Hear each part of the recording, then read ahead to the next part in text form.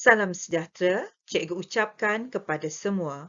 Bersua kita dalam ruangan perkongsian ilmu menulis rumusan kertas 2 Bahasa Melayu. Untuk pengetahuan semua, kertas 2 bahagian rumusan ini mengandungi 30 markah, di mana markah itu akan dinilai daripada aspek isi iaitu 20 markah, aspek bahasa 10 markah. Masa yang dicadangkan untuk menjawab kertas rumusan iaitu 45 minit.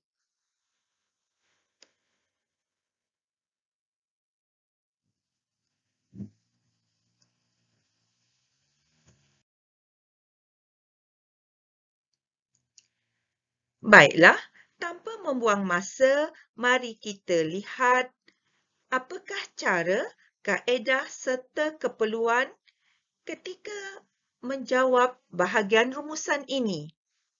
Terlebih dahulu, kita lihat apakah langkah-langkah penulisan bahagian rumusan ini.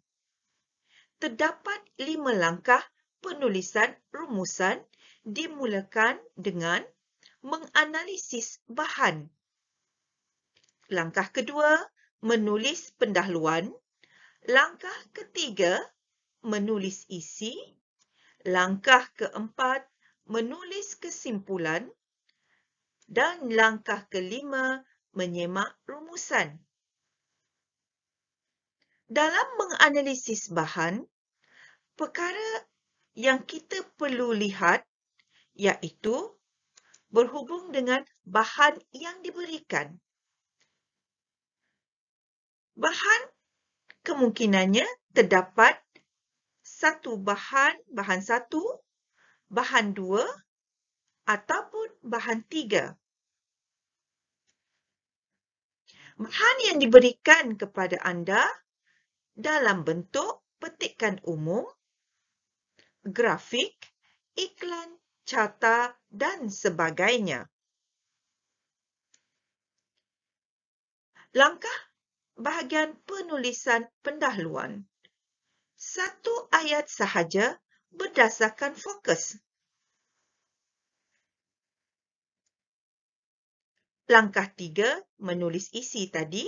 Pastikan murid menulis 8 isi daripada fokus tersebut. Langkah penulisan kesimpulan pula. Pastikan satu ayat sahaja dalam bahagian menulis kesimpulan. Langkah yang terakhir iaitu menyemak rumusan.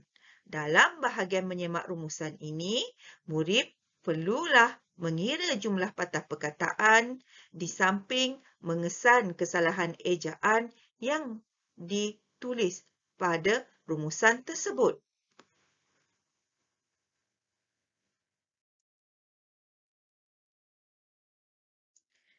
Murid-murid, dalam menganalisis bahan, kita diberikan bahan 1, bahan 2 ataupun bahan 3.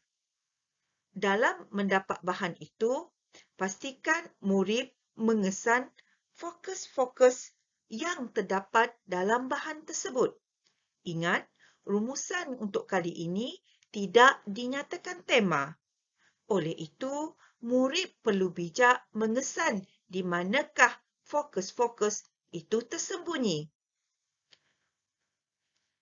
Cikgu suka menggunakan teknik seperti ini, iaitu cikgu perkenalkan teknik SUKA-HPCPKA. Teknik ini memudahkan kita mencari apakah fokus yang terdapat dalam bahan yang diberikan kepada kita. Teknik ini cikgu guna suka hantar perempuan cantik pakai kereta ayah. S, cikgu merujuk kepada sebab. U, usaha. K. Kebaikan. A. Akibat. H pula untuk halangan. P pula untuk peranan. C. Ciri-ciri. P. Perancangan. K. Kepincangan. Dan akhir sekali, A. Merujuk kepada ancaman. Jadi, cikgu suka ingatkan murid-murid, cikgu untuk ingat rangkai kata ini, suka hantar perempuan cantik pakai kereta ayah.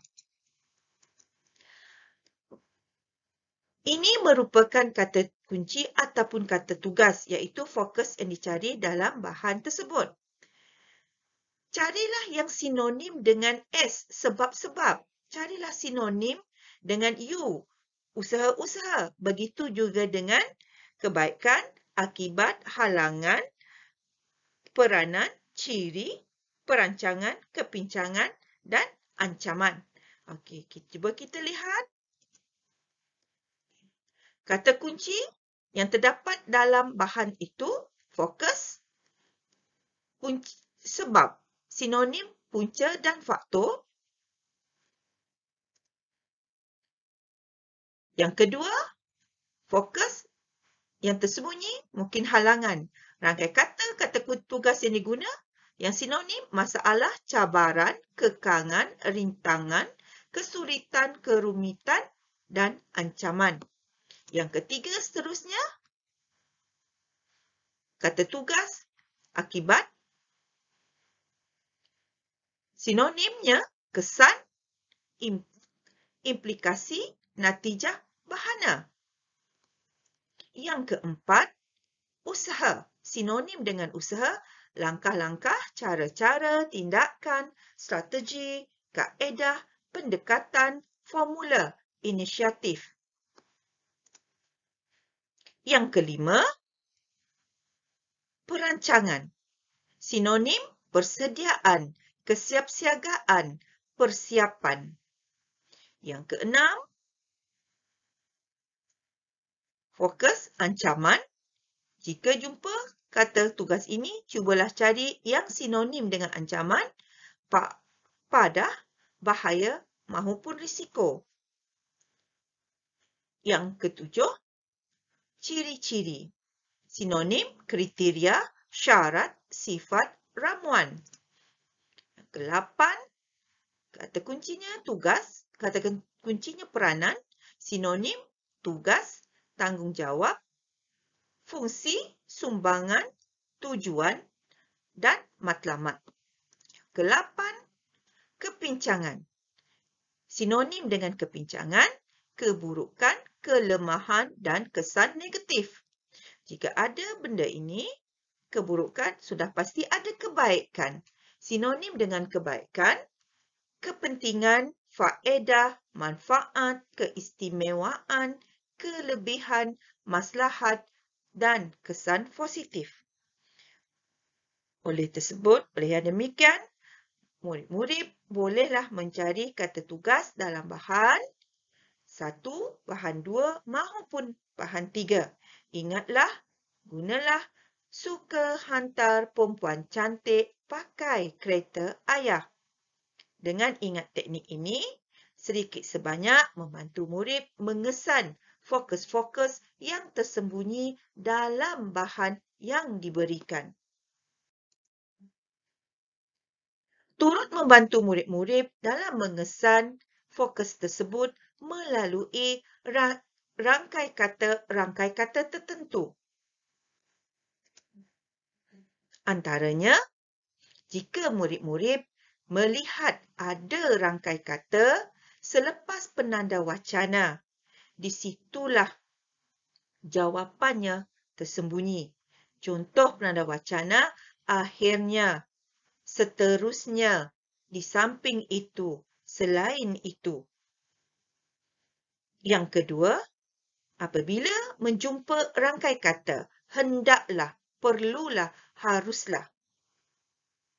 Fokus, langkah-langkah. Rangkai kata yang ketiga, sekiranya murid menjumpa, dapat, boleh, kan, merujuk kepada fokus kepentingan-kepentingan. Jika jumpa lagi dalam rangkai kata dalam bahan 1, bahan 2 maupun bahan 3, terlihat perkataan kesannya, akibatnya, menjelaskan, disebabkan oleh. Maka, fokus berkaitan dengan kesan-kesan. Yang kelima, rangkai kata yang juga boleh membantu murid-murid mengesan fokus, iaitu hasil daripada, berpunca daripada, kesan daripada, merujuk kepada fokus faktor-faktor.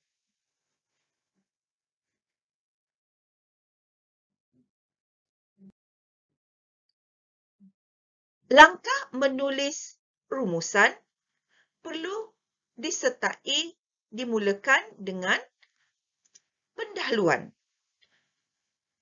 Kemudian diikuti dengan isi, iaitu fokus yang terdapat dalam bahan 1 maupun bahan 2 maupun bahan 3. Yang seterusnya, bahagian penutup. Bahagian penutup, jangan lupa cadangan dan harapan. Kita andaikan ketika menulis rumusan ini, sama seperti kita menulis karangan. Mesti ada pendahuluan, ada isi dan ada penutup. Mewakili seperti kepala untuk pendahuluan, isi untuk badan, penutup untuk kaki. Ada sepasang kaki, kita andaikan dia cadangan dan harapan. Murid-murid, berikut merupakan panduan menulis rumusan. Sekiranya rumusan itu ada 2 bahan dan diberikan 2 fokus. Kaedah yang diterima seperti berikut.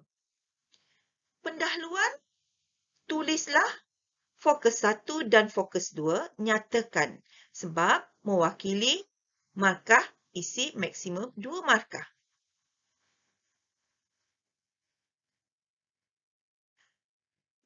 Bahan 1. Sekiranya bahan 1 ada fokus pertamanya mengandungi 5 isi, bahan 1 fokus 2 mengandungi 3 isi.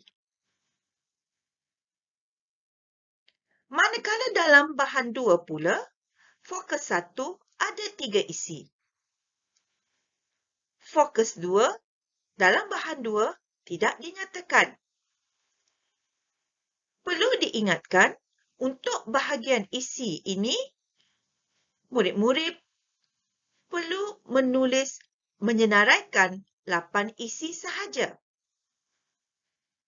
Ingat juga, apabila menulis isi, pastikan murid-murid membuat gabungan fokus dalam bahan 1 dan bahan 2.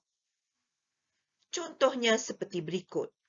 Jika bilangan isi dalam fokus 1, bahan 1, 5 isi, murid-murid boleh memilih 4, sebagai misalnya 4 isi daripada 5. Fokus 2 dalam bahan 1, murid-murid ambil 3. Manakala dalam bahan 2, fokus 1 ada 3, murid-murid ambil 1. Jadi, 4 tambah 3 tambah 1, jumlah isi 8. Jelas di sini, murid-murid perlu memasukkan semua bahagian isi daripada fokus bahan 1 dan juga fokus bahan 2.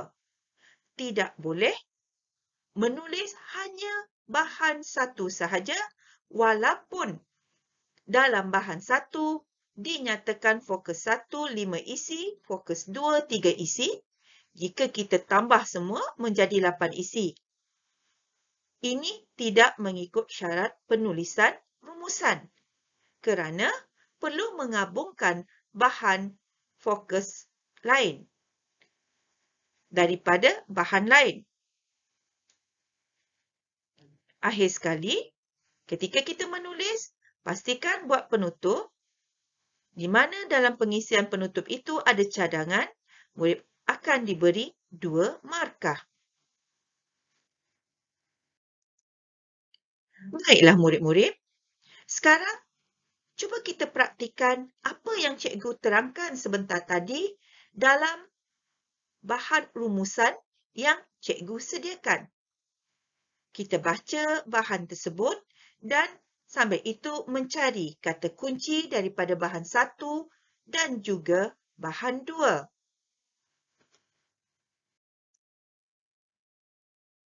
Berikut merupakan bahan yang disediakan. Terlebih dahulu, murid-murid perlu membaca soalan. Mari kita mulakan. Baca petikan dan teliti bahan grafik yang disertakan di bawah. Kemudian, buat satu rumusan yang panjangnya tidak melebihi 120 patah perkataan. Anda digalakkan supaya menggunakan ayat anda sendiri tanpa mengubah maksud asal petikan dan bahan. Murid-murid, dalam soalan ini, dalam arahannya, telah dinyatakan kepada anda buat satu rumusan di mana panjangnya tidak melebihi 120 patah perkataan. Kita lihat bahan 1. Diambil daripada petikan. Kita baca sama-sama. Perniagaan internet merupakan salah satu aktiviti perniagaan yang menggunakan teknologi yang canggih atau lebih dikenali sebagai e-dagang, iaitu melakukan urusan jual beli antara peniaga dengan pengguna melalui internet. Di Malaysia, aktiviti perniagaan internet semakin terkenal dan mendapat sambutan pada masa ini, selaras dengan kemajuan pembangunan dan ekonomi negara. Perniagaan internet memberikan kelebihan, iaitu urusan jual beli dapat dijalankan dengan lebih mudah dan cepat di samping menjimatkan kos. Hal ini demikian kerana pihak peniaga tidak perlu mempromosikan produk mereka di luar seperti mengehadkan promosi di tepi-tepi jalan, pasar raya dan tempat-tempat awam yang lain. Selain itu, para peniaga juga boleh mempromosikan produk dengan mudah melalui pengiklanan setiap produk mereka menggunakan kemudahan internet. Hal ini sudah tentu akan melariskan produk yang hendak dipasarkan. Pelanggan tidak perlu membuang masa membuat tempahan di kedai kerana tempahan boleh dibuat melalui internet. Pembayaran atas talian dapat dilakukan dengan mudah melalui laman sesawang bank-bank yang menyediakan perkhidmatan bayaran atas talian seperti Maybank To-You, CIMB Clicks dan sebagainya. Walau bagaimanapun, pengguna harus berhati-hati kerana terdapat beberapa risiko yang bakal dihadapi oleh pengguna kerana banyak skema yang mencari ruang untuk memanipulasi pelanggan. Di samping itu, perniagaan internet juga dapat meluaskan pasaran di serata dunia. Antara contoh produk yang dipasarkan secara atas talian adalah seperti pencuci muka berjenama murah bukan sahaja tertumpu di dalam negara, malah boleh meluaskan pasarannya ke luar negara seperti Indonesia, Filipina, Singapura, India maupun Amerika Syarikat. Penjualan barang di luar negara bukan sahaja memperkenalkan jenama produk Malaysia, malah memberi keuntungan besar kepada peniaga ke arah meningkatkan ekonomi negara. Oleh hal yang demikian, pengguna juga dinasihatkan supaya mencipta kata laluan yang sukar bagi mengelakkan akaun mereka digodam oleh penggodam yang sentiasa mencari peluang untuk menggodam akaun. Pihak berkuasa dan kerajaan haruslah mengawal penggunaan internet dalam bidang perniagaan agar tidak disalahgunakan kerana kita tidak mahu sudah terhantuk baru nak tengadah. Dipetik dan diubah suai daripada perniagaan atas talian, hebat bacaan bahasa Melayu. Murid-murid, ketika kita membaca petikan tadi, sudah pasti kita dapat mengesan apakah fokus-fokus yang terdapat dalam petikan itu. Sebelum ini, cikgu pernah menyatakan, lihatlah rangkai kata tertentu yang boleh dijadikan panduan untuk kita mencari fokus tersebut. Contohnya seperti ini. Kelebihan. Kelebihan. Yang seterusnya. Kalau kelebihan, kita dah nampak tadi kan? Kalau kelebihan. Kemudian, kelebihan merujuk kepada kebaikan. Selepas penanda wacana, ada isi yang tersembunyi. Di samping, lihat, cikgu telah warnakan dengan tanda hijau. Okay, ini dalam petikan pertama, bahan 1, perenggan 1. Cuba lihat dalam perenggan yang kedua. Di sini sudah ada 2 isi. Kebaikan-kebaikan ataupun kelebihan-kelebihan. Cuba lihat perenggan yang seterusnya. Rangkai kata boleh. Okey, rangkai kata boleh. Boleh juga kepentingan-kepentingan, kebaikan-kebaikan. Cikgu sudah tanda. Isi, diikuti dengan isi, mempromosikan produk dengan mudah. Menggunakan kemudahan internet.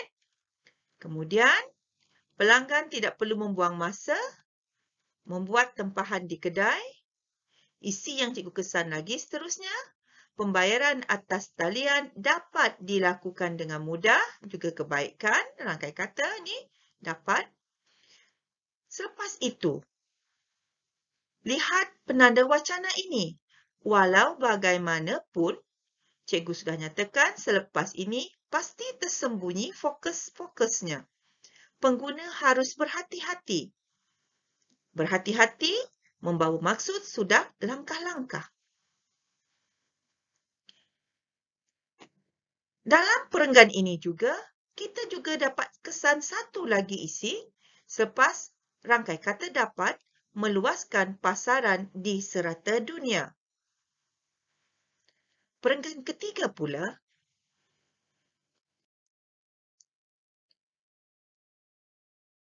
isi yang cikgu kesan pada baris pertama memberikan keuntungan yang besar. Isi yang seterusnya, lihat yang bertanda kuning, mencipta kata laluan yang sukar. Kita sudah nampak dia seperti langkah ataupun strategi ataupun cara-cara yang sinonim. Kemudian, pihak berkuasa dan kerajaan haruslah mengawal penggunaan internet dalam perniagaan agar tidak disalahgunakan. Begitulah tadi, kita boleh kesan 2 fokus dalam bahan 1. Ini cikgu memudahkan anda dengan warna hijau dan juga warna kuning. Selesai sudah menganalisis bahan dalam bahan 1. Sebab langkah yang pertama menulis rumusan menganalisis bahan. Jadi, bahan 1 sudah siap kita analisis, sudah kita kesan fokusnya. Bagaimana dengan bahan 2 ataupun bahan 3? Cuba kita lihat murid-murid. Berikut merupakan bahan 2, iaitu bahan grafik. Teliti betul-betul bahan tersebut. Apakah maklumat yang boleh kita dapat? Simpan resit bayaran. Simpan maklumat dan nombor pengesanan kurier. Yang ketiga, simpan nombor telefon, alamat perniagaan, nombor pendaftaran perniagaan dan maklumat iklan barang ditawarkan. Maklumat seterusnya, maklumat perlu disimpan sehingga barang yang dipesan sampai. Kemudian, yang kelima, semak tempoh penghantaran dan masa yang diiklankan oleh penjual.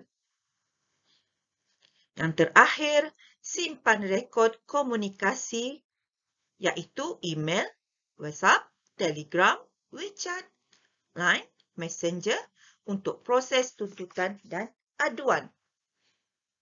Murid-murid, jika kita teliti dengan bahan 2 ini, kita telah dapat melihat fokus yang diberikan iaitu langkah-langkah. Sebab dia kata simpan langkah. Simpan maklumat. Perkataan simpan. Langkah. Semak.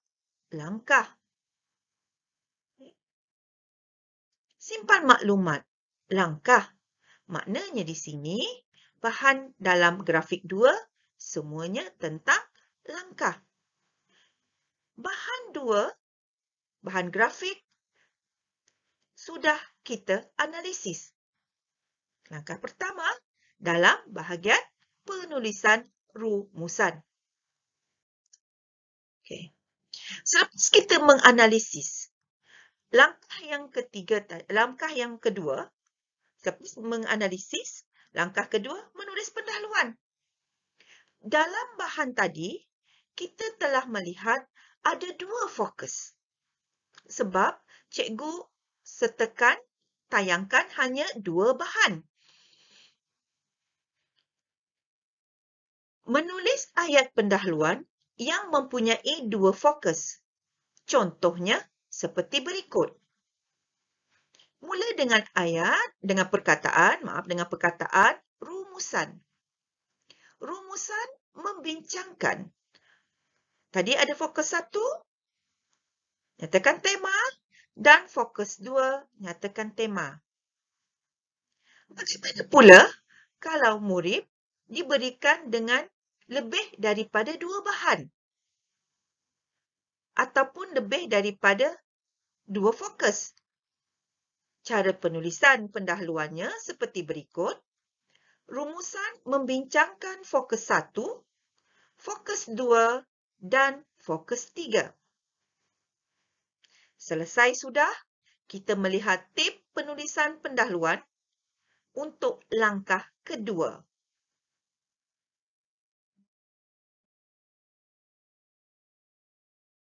Kita terjemahkan dapatan daripada fokus yang kita kesan daripada bahan 1 dan bahan 2. Seperti berikut. Rumusan membincangkan kepentingan perniagaan di internet, tema, dan langkah fokus 2, berhati-hati ketika membeli barang di internet. Maknanya, dalam bahan 1 dan bahan 2, fokusnya cikgu telah senaraikan dalam bahagian rumusan. Membincangkan kepentingan perniagaan di internet dan langkah berhati-hati ketika membeli barang di internet. Tema dia tentang perniagaan di internet. Fokus, kepentingan dan langkah. Semasa kita menganalisis bahan tadi, cikgu telah asingkan tentang kepentingan, kebaikan dan satu lagi tentang langkah-langkah, strategi, cara-cara dalam bahan 1 dan 2. Setelah kita menulis ini, maka selesai bahagian penulisan pendahuluan.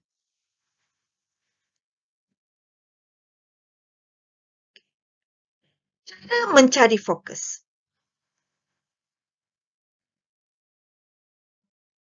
Baca bahan yang diberi sekurang-kurangnya 2 kali. Cari fokus ataupun info yang disenaraikan. Tanda fokus pada ayat tersebut. Contohnya kalau L untuk langkah, K untuk kesan dan sebagainya. Sebentar tadi, cikgu telah warnakan dengan warna hijau dan juga warna kuning. Menunjukkan perbezaan dua fokus. Semasa kita menganalisis, kita sudah tanda selepas itu kita perlu pindah dalam rumah.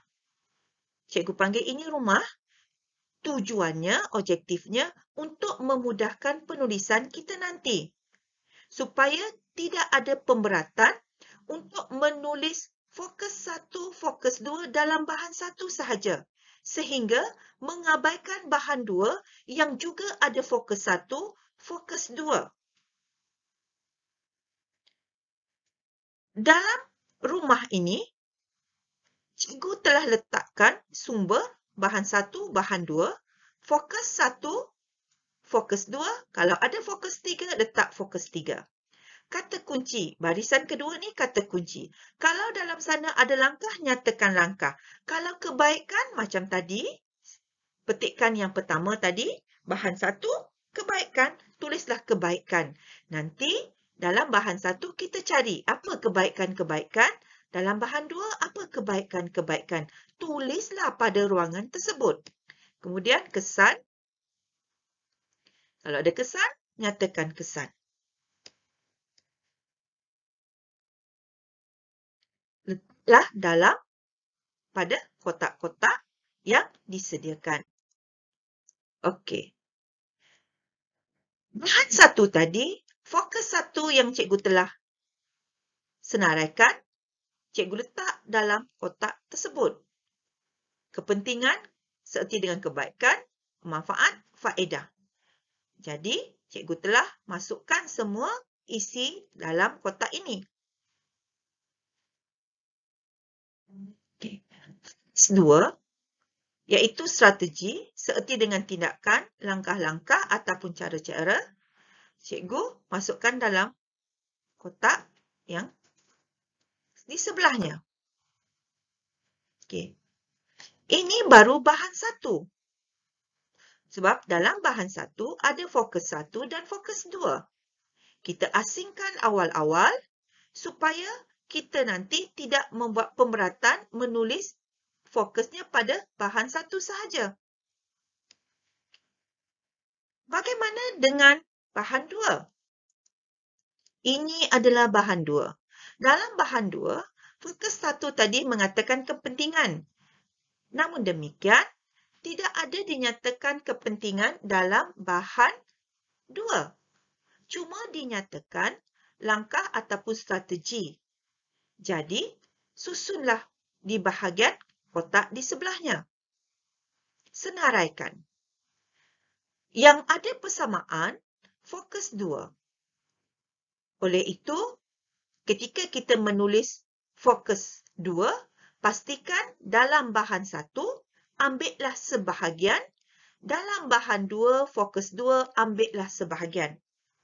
Ini sudah mencukupi syarat sebab kita tidak mengabaikan bahan 2. Berikut merupakan susunan fokus yang terdapat dalam bahan 1 dan bahan 2 yang cikgu telah susun dalam 2 perenggan.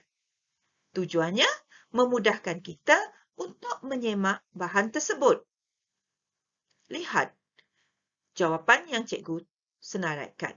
Antara kepentingan ialah urusan jual beli dapat dijalankan dengan lebih mudah dan cepat di samping menjimatkan kos. Peniaga juga boleh membuat promosi dengan mudah, iaitu mengiklankan setiap produk mereka. Pelanggan tidak perlu membuang masa untuk membuat tempahan di kedai, dan perniagaan internet juga dapat meluaskan pasaran di serata dunia. Ini semua dalam bahan satu.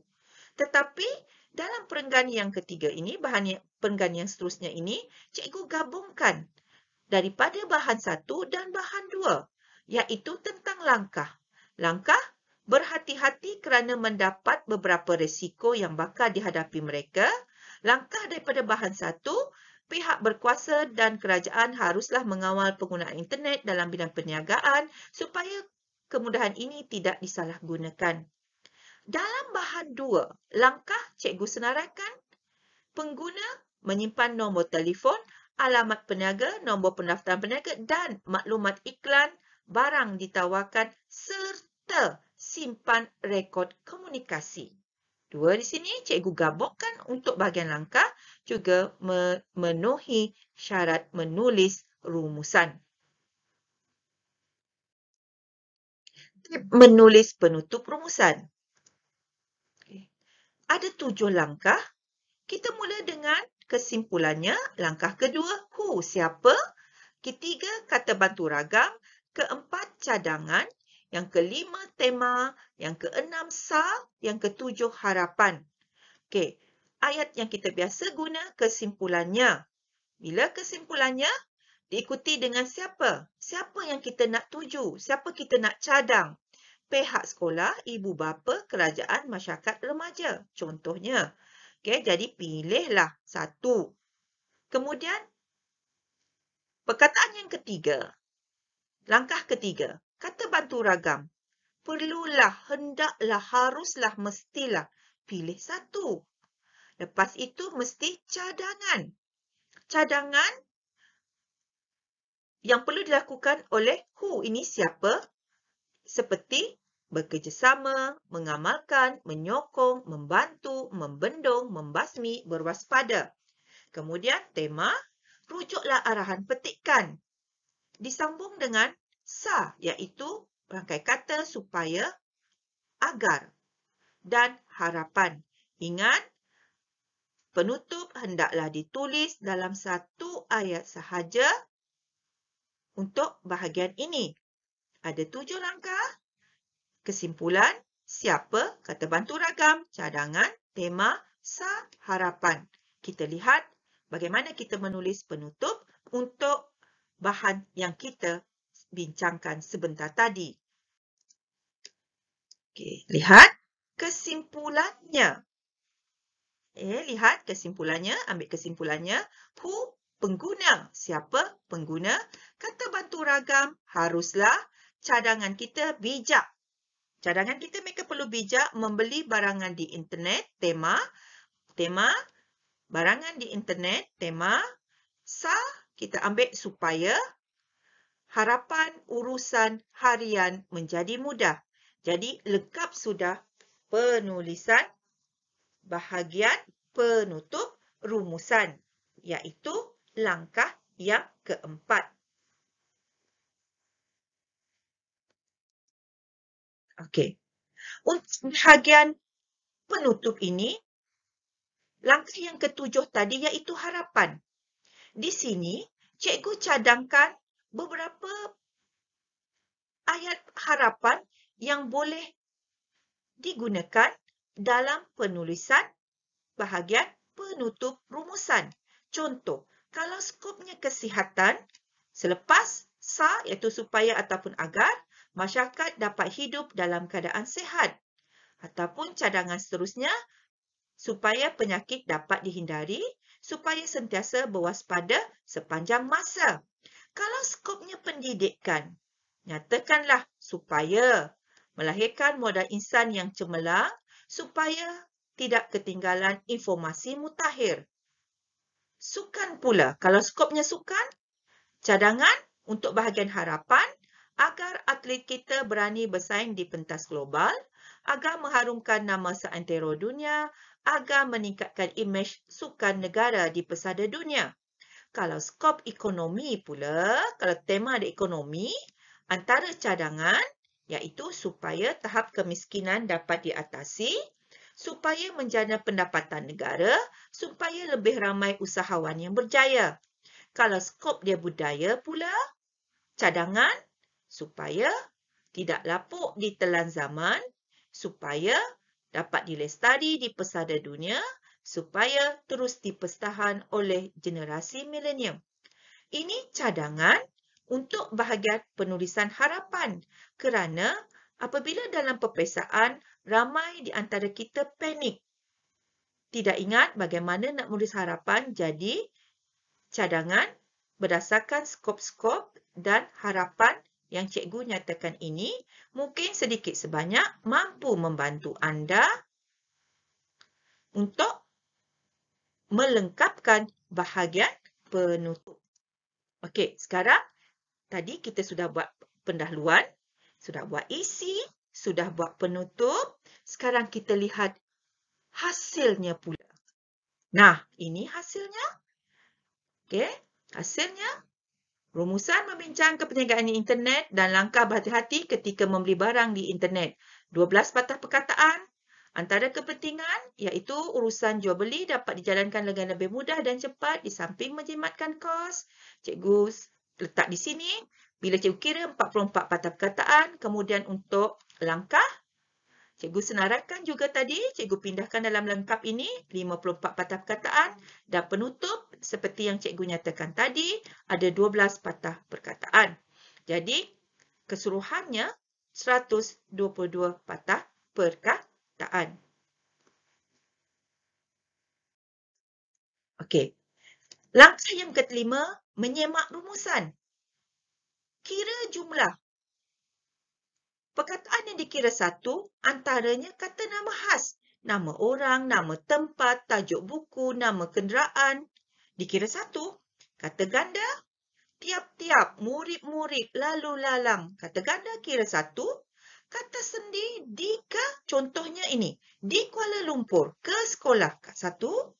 Tarikh, walaupun panjang, 7 November 2021 ni, walaupun nampak 3, dikira satu. Angka. Kalau murid-murid nampak seperti macam ini, memang kita kira satu. Tapi kalau dalam patah perkataan, 5, kita eja dalam LIMA, 57. Walaupun ada 3 patah perkataan, tetapi dikira satu. Kemudian yang dikira satu juga adalah peribahasa. Apa-apa saja peribahasa? Simpulan, kiasan, perumpamaan, bidalan, pepatah, cogan kata, semuanya dikira satu perkataan. Ingat, tulislah jumlah perkataan pada sudut sebelah kanan dalam kurungan. Dalam kurungan, cikgu ulang, di bahagian bawah rumusan. Baiklah murid-murid. Begitulah sedikit perkongsian cikgu untuk menulis rumusan. Cikgu harap murid mendapat ilham untuk menulis rumusan ini kerana ini sebahagian daripada lubuk markah dalam bahasa Melayu. Apa yang penting? Kesan fokus dalam bahan yang diberi dan gunakan fokus untuk menulis jawapan anda. Ingat, kawal jumlah patah perkataan agar anda tidak melebihi 120 patah perkataan. Akhir sekali, selamat menduduki kertas SPM Bahasa Melayu. Semoga kejayaan miliki anda semua. Sebelum cikgu mengakhiri perkongsian ilmu ini, cikgu sampaikan serangkap pantun sebagai ingatan bersama. Buah pulasan di tapak tangan, anak kelinci di tepi lembah. Ada cabaran banyak rintangan, cekal hadapi dengan tabah. Sekian, terima kasih.